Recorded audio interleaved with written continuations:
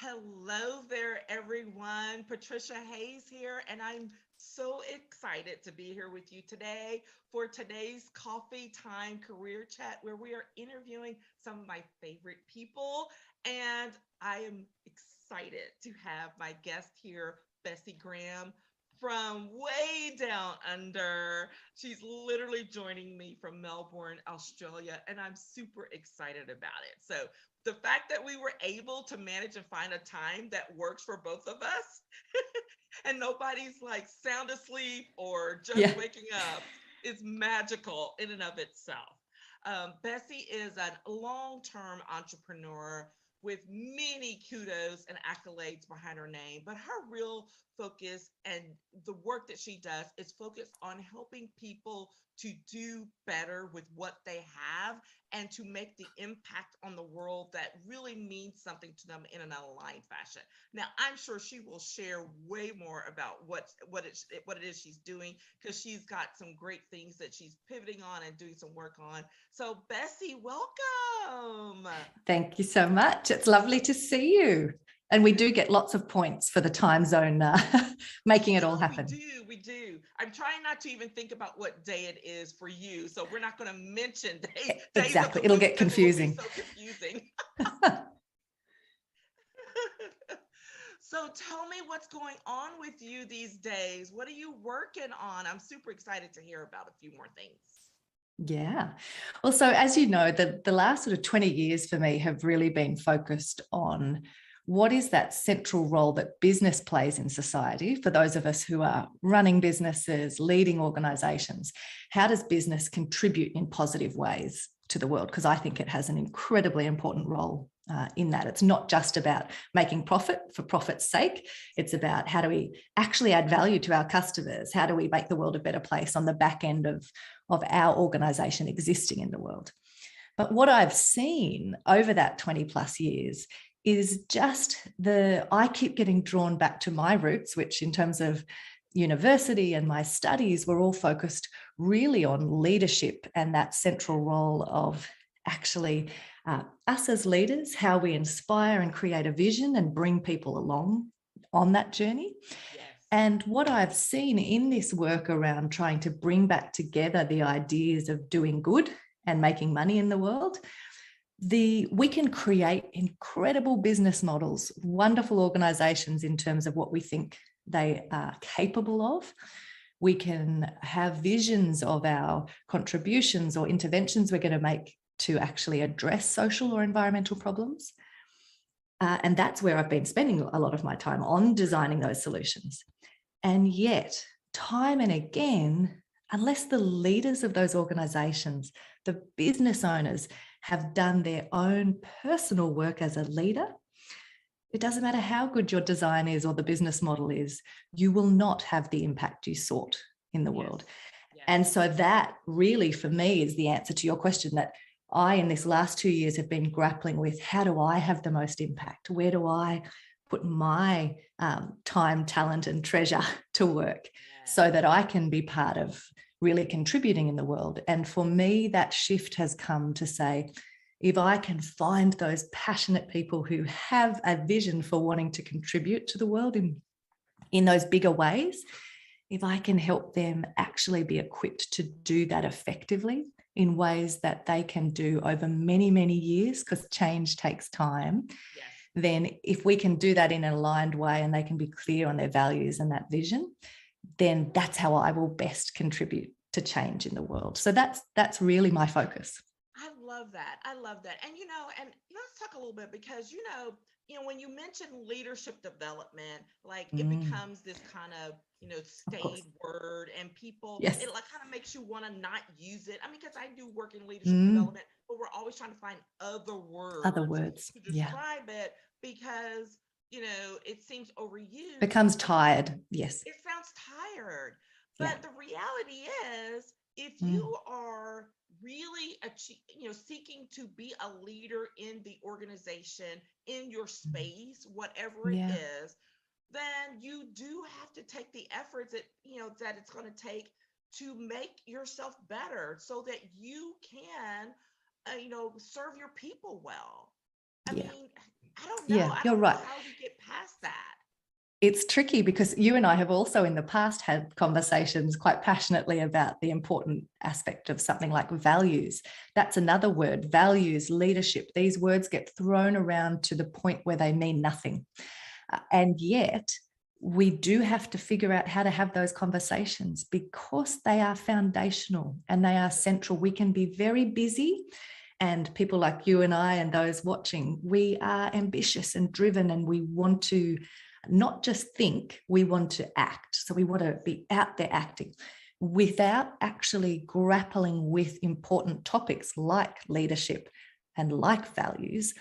We will be frantic and busy, lots of action, but we won't necessarily be impactful or having a meaningful life that when we look back, we can say, I am proud of that legacy I have created. Oh my gosh, I got the chills. You were speaking my language. Like, I love this. Because it's so true. And when I'm talking to people, when I'm working with folks one on one, just like I'm sure you do, Yeah. and it's kind of that, it's a little bit morbid piece, but I'm like, what do you want your legacy to be? Right? Yeah, If such a someone good is question. putting together your Yes, eulogy, the what do you eulogy. really want them to talk about? Yeah. Mm-hmm. And that's a totally different spin. When you put that out there for people, Exactly. it's like the light bulbs go off. They're like, well, that's totally different than all the things I'm doing. Right. Yes. Yes. So Well, I because so love often too, it's that aspect of there's either hasn't been the thought given to are the activities I'm doing or the things I'm spending my time on, are they trending in that direction of where I want to go? So sometimes we just haven't thought about it. But other times we would say on paper, we've thought about it, but we've actually just written down what everyone else thinks, like what does success look like to everyone else, or get this role or this paycheck or this, like, so we tick the boxes, but they're not necessarily from a place of deeply knowing and understanding ourselves and what will feel satisfying for us, not for someone else. Oh, yes, absolutely. I mean, I am a huge fan of encouraging people to take that reflection time. Yeah. And, So for a important. lot of people, that's considered woo, right? I was like, oh, but it's like Yeah. that is incredibly valuable time because it requires you to slow down Yes. and actually give some thought to Yeah. what it is you're doing and why you're doing it. And a lot of people are very uncomfortable in that space. Yeah. How do you We help when you're working with people? How do you help them to get to that? Well, probably similar to you. I think so often the way that it starts to resonate for people is they need to hear stories and examples of like, how does that play out? So recently in the weekly show that I'm doing online, my husband and I had a conversation. I brought him on and we talked about our core values as a family. And one of the comments that he made, which has been very true for us over the 19 years we've been together, is that because we have these conversations, so as you said, someone might think that's a waste of time, that's a bit woo-woo, but because we have those conversations deeply and regularly, and we know where we are headed and we know what we value and what's important to us, actually the opposite ends up happening. We are far more decisive than other people I know. We can make massive decisions very quickly and not reactive decisions. So you might say, oh yeah, I make decisions really quickly. Yeah, but do you then not sleep for the next 6 months because you're stressed about that was actually a really silly decision, unwise, and not built on a thoughtful process? So I would say that my experience and the experience of those I've worked with over many years is that taking that time actually is the best way to ensure that you will be the most effective, efficient, incredibly decisive person, but that it will be in the direction of where you want to go. How can you be trending in that direction if you don't even know what the destination is? Well, absolutely. Absolutely. And it's a journey, but ultimately there are some things that you want to accomplish or that you want to achieve, or whatever the thing is, Yes. the place, That's different for everyone, which is why you have to do it personally. Yes. I can't take what you could go away and think for days and come up with a beautiful plan for your life. I can't just pick that up and embed it in my own life. Yeah. It is a personal exploration. Yes, absolutely. Totally agree. When you're working with folks on that, how do Yeah, you do that? Because I know that when I'm working one on ones with some people, yeah, I have this whole strategic action plan and I have to explain to them, I'm like, this is a framework yes, that we're going to work through so that it becomes yours. It's personalized to you. I can't fill this out for you, right? exactly. It's Yeah, just the framework. So, what does that look like for you yeah. when you're helping people to do that same thing? Yeah. So as you said, I mean, in the work that I'm doing, because that end focus is around, let's ensure you have designed and are clear on what a meaningful life looks like for you. That is personal. But the steps, if you like, in that methodology or what we work through is very much embedded in this idea of the slowing down to speed up, that this work, you need to pause, you need to be reflective. And really, for us, it goes through a number of key areas. Within what we call the essential foundations, we talk about the fact that you need to be grounded in values. So it's the work to actually pull apart not just what you say your values are, but deeply sort of questioning and working through how that plays out in how you behave and getting those examples. So grounded in values is part of the foundational piece. Then the practice around 20 minutes of stillness. So that can look different for different people. I talk about stillness rather than meditation or different bits because not everyone is drawn to or wants to meditate. I'm not a fan of meditating, but I definitely have my rituals of my cups of tea in the morning and needing that quiet time before others wake up, so whatever that looks like for you, but it's the ability to quiet out the noise of everyone else and be really sitting with and hearing your own voice and what you need and want, Yeah. which is really important in that second kind of foundational piece. Then it's these aspects then of the third piece we talk about as decision cascading. And that is about being able to be clear on where is the point or the decision I've made that I will not go beyond that. So it's not up for grabs. All other decisions come within the constraints of that primary decision. So the clarity of that and then making our decisions from that point is the third sort of step from there. And then automating the everyday. So it goes down to how do you not waste your headspace on things that you could have made a decision once. Once you're aligned and you're clear, make some of those decisions. So I think there's obviously a whole bunch of other aspects that we walk through, but that's one of those frameworks, as you mentioned, that is helpful from those foundational pieces that are practices for us as leaders and just part of that ritual and routine that ensure we can have the ability to come back and hear our own voice in amongst all the noise. Yes, yes, yeah. And and recognizing what is that, the phrase I like to use is I don't like to give people a blank sheet of paper, right? Because you don't know where to go. Yeah. And so Yeah. it's literally let's draw the box. Let's help you draw the box. Exactly. Because they really do need those boundaries to help them move along. And then once you get comfortable in that, then you can work through expanding and doing some things differently.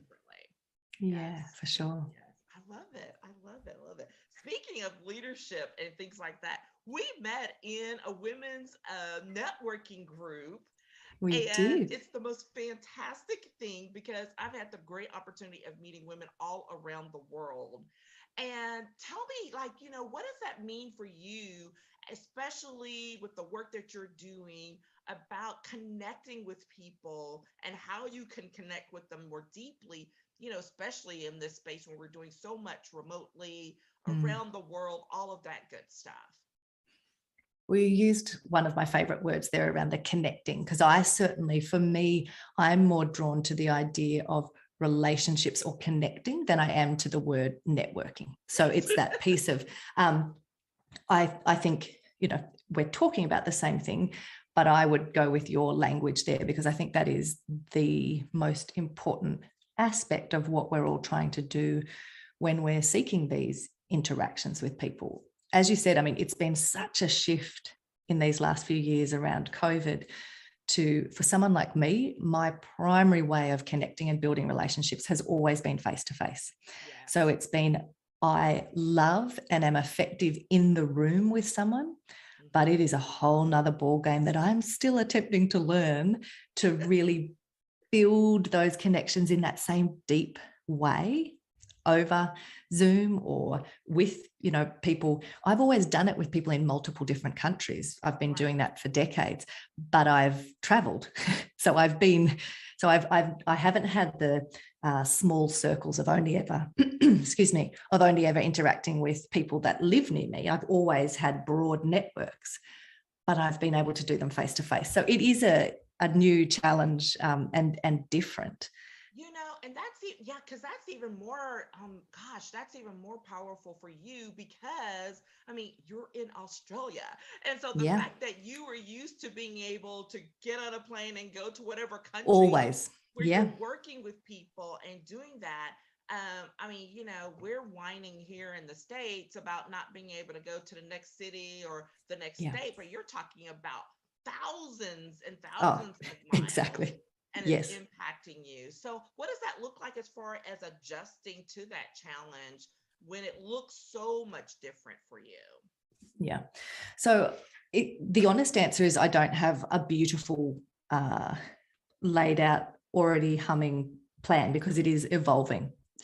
Right. I have been very conscious, though, of thinking through the types of work or interactions I will do remotely, because there are some aspects, say, for example, in a lot of the work I was doing before COVID, much of the breakthroughs or those aha moments I was getting people, you were having to have pretty difficult conversations and really pushing people into uncomfortable spaces. Mm-hmm. And I take seriously that responsibility of the state that you leave someone in, and that I want them to always be in a better place on the back end of an interaction. Yes. And as I've been learning to use something like Zoom, what I have found is interactions are taking much longer to get to that place where there's enough trust and rapport to push someone into those difficult areas. Yeah. And also you have to be careful because you may misread body language over Zoom and think you can go somewhere, but actually the person was clenching their hands and very uncomfortable and you couldn't see that. Whereas in a room, I pick up on body language. So for me, it's sometimes deciding not to do a piece of work and passing it to someone else because I don't think it would be responsible for me to do that. Wow. And in other instances, it is being honest with someone about the fact that I can run rings around anyone if I'm in the room, but I'm figuring out how to do this remotely. So bear with me. It may be a bit clumsy or messy in that interaction because it's a totally different skill. That's a really, really important fact that you just brought up, especially about the body language thing, because there's so much we do. When I was lobbying, my background, yes, I was a lobbyist. I would deliberately stay at the back of the room. I would not sit down. I would stand at the back of the room so that I could see everybody and I could watch those interactions and I could watch those little looks that people would give each other. And we don't get to have that. No, and even more so in government work. So I do a lot of advisory work for federal government here in Australia in particular. And I, again, am used to being in the room. So usually I would go to Canberra, which is like our version of Washington, DC, and I would be in the room. And I'm like you, I am always watching everyone who's sitting around. Yep. I might be at the big table, but I'm going, I think you have a question. Like I can read there's someone who's unsure and other people are just ignoring them. But I'm going, oh no, there's something going on there. We need to understand that. When we're now doing everything remotely, the broader employees within those departments all have their cameras turned off. So I can't see them. So not only is it difficult, but there's layers which actually take away the effectiveness. So I'm a big fan of, and if we go to some of the aspects of how does connection and relationship and networking shape our careers, I'm a huge fan of that. And it has every opportunity I've had, every job I've had is based on a relationship or a connection where there was trust and rapport built up over time. Mm-hmm. I am not sure how that is going to look in a world where so much of that goes remote, because the honest answer is that's not my skill set. My skill set has been in the room. Yeah. No, you're absolutely right. And it's going to be really interesting. I know when things really started 2 years ago, I can't believe we can say that. I was on a loss because, I do a lot of public speaking. I'm like you, I do a lot of things of being in the room and being in the space with people. Yeah. And I was like hyperventilating there for a second. I'm like, oh my gosh, what am I going to do?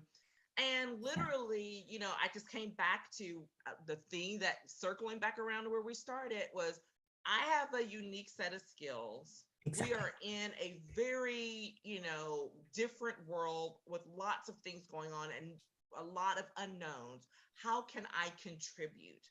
And at first, Yes. I thought it was going to be, from a legal perspective or something. Mm-hmm. And then, because I'm a lawyer by training, but I realized I'm like, no, people Yeah. don't know how to connect with each other in real Yeah. time, in real life. They're really going to be like, how do we do this in this new space?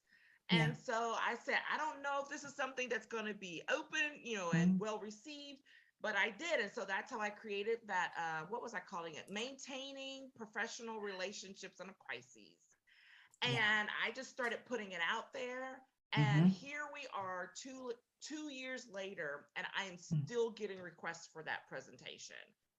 And I wonder, I mean, one of the pieces that I think is a logical extension of attempting to solve that very challenge is that if we think about the way relationships have played a role in our own careers. So for me, for example, I remember over a decade ago, I read Malcolm Gladwell's book Outliers. Mm-hmm. And it was the first moment where I realized, oh, while my parents didn't give me anything financially in terms of I came from a family that didn't have wealth or money, and I've had a job since I was 10, and I've worked incredibly hard for everything that I have in my life now. When I read that book, I suddenly realized, my parents gave me the most incredible network because their friends are extraordinary. And when I then tracked, I was like, I haven't actually had to go through a formal interview process because I've always known someone who's known someone who's known someone who's said, oh, we need you. I haven't had to. I moved to Melbourne from Sydney 19 years ago and didn't know anyone. And I went to key friends of my parents who were established and had networks and said, who should I talk to in Melbourne? And they connected me. At every point, whether it was related to people who shaped how I thought as a child, who opened up doors and their own networks to me in my career. It's how I met my husband, like all of these pieces that have absolutely been critical steps in my life and career all come back to the relationships of my parents. So they didn't give me wealth and financial kind of abundance. They gave me incredible networks and their own friendships. And so I wonder, when I think about that in the context of what we're talking about, even if we then are saying, oh, now I can't be in the room in New York in the way I could have got on a plane 2 years ago and been there. If we think through our broader network, who do I know who can be the point who says, I trust Bessi, I've worked with her, she's extraordinary, you should absolutely work with her. Now, that relational dynamic, we've built up over decades, those networks face to face. And I think we all know that if someone you trust recommends someone, you will also trust that person. And that, I think, is the unlock to this inability to be in the room now, is to actually tap into the relationships we have already cultivated over many decades. I love it. I love it. You are singing my song. This is the thing that I'm always telling people because they underutilize and undervalue their relationships horribly. And Yeah. where people think I have to, quote, start from scratch when they're doing Mm. something, like, you don't have to start from scratch. We do need to sit down, though, and let's talk about who you know. Let's talk about the things you've done, your interest. And when you start putting that picture together, people have very rich relationships, very rich networks that they've never tapped into. And the Exactly. value, like you say, people assume the value of something that's got a dollar attached to it. Sometimes the value of the relationships you have can make up for that in ways you can't even begin to assess. So I love that. I love it. Oh my gosh, this has been fantastic. Fantastic. We could keep going. All right. So we've already talked about the fact that like we could have this chat for a while. We've done this before, you guys. Hours and underwater. Bessie are like, we're gonna have to start like timing ourselves, right? Yeah. A good thing we don't have to worry about the international fees on a phone call. Very true. Yeah. That's one benefit. That's one benefit. So, but as we wrap up here, I would love to get what you've shared so much. There's just been so much, but I would love to get what your greatest, I don't know, tip, value regarding connections and Mm. relationships that you would want people to know. And then tell us a little bit more about where we can find you, where we can connect, and so that we can kind of keep that conversation going if someone is wanting to follow up with you. Yeah, sure. So, in terms of that initial question of the strategies or the pieces that I cultivate to actually build up those connections, for me, it starts with, like much of the work I do, it starts with an understanding of myself. So, I'm a very deeply introverted person, not at all shy, but I'm introverted. And so I know that if I go into, back in the olden days, a conference or a uh, big group of people where there are little cliques and it's hard to kind of break into a conversation, and how do you, I don't like surface level kind of let's just talk about, have small talk and Yes. not have a deep conversation.